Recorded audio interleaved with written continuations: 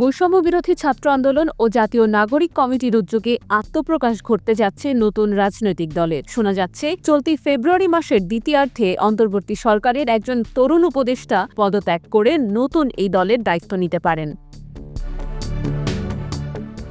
বৈষম্য বিরোধী ছাত্র আন্দোলন ও জাতীয় নাগরিক কমিটির শীর্ষ পর্যায়ের নেতারা বলছেন, নতুন দলটি আদর্শগতভাবে মধ্যপন্থী ধারার হবে। দলের নাম কি হবে সে বিষয়ে বেশ কিছু প্রস্তাব তারা পেয়েছেন, তবে এখনও কোনো নাম চূড়ান্ত হয়নি। দলের প্রতীক কি হবে সেটি নিয়েও আলোচনা হচ্ছে।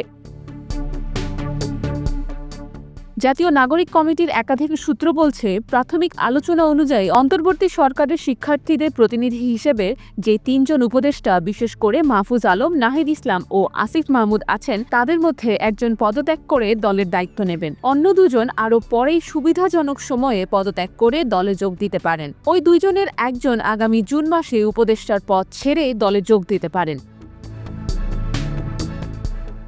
এ প্রসঙ্গে জাতীয় নাগরিক কমিটির সদস্য সচিব আখতার হোসেন জানান, ফেব্রুয়ারির শেষ অংশে নতুন রাজনৈতিক দলের আনুষ্ঠানিক ঘোষণা আসবে। দলটি ডান ও বাম ধারার বাইরে জাতীয় স্বার্থ সংশ্লিষ্ট বিষয়গুলোকে গুরুত্ব দিয়ে মধ্যপন্থী দল হিসেবে রাজনীতি করবে।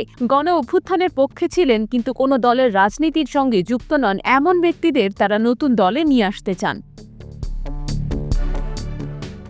দলের নাম, নেতৃত্ব, আত্মপ্রকাশের নির্দিষ্ট তারিখ বা কোথায় ও কিভাবে আত্মপ্রকাশের ঘোষণা দেয়া হবে সেগুলো নিয়ে আখতার হোসেন বলেন, শীর্ষ নেতৃত্ব নিয়ে আমরা জনমত যাচাই করার চেষ্টা করছি। অন্তর্বর্তী সরকারের উপদেষ্টা পরিষদে থাকা ছাত্র উপদেষ্টাদের নাম এক্ষেত্রে আলোচনায় রয়েছে, তবে এখনও চূড়ান্ত হয়নি। তবে তারা পদত্যাগ করলে সরকারে শিক্ষার্থীদের প্রতিনিধিত্ব কিভাবে থাকবে সে বিষয়েও আলোচনা হচ্ছে। এসব তথ্য তুলে ধরে একটি প্রতিবেদন প্রকাশ করেছে দৈনিক প্রথম আলো। IBTV USA, New York।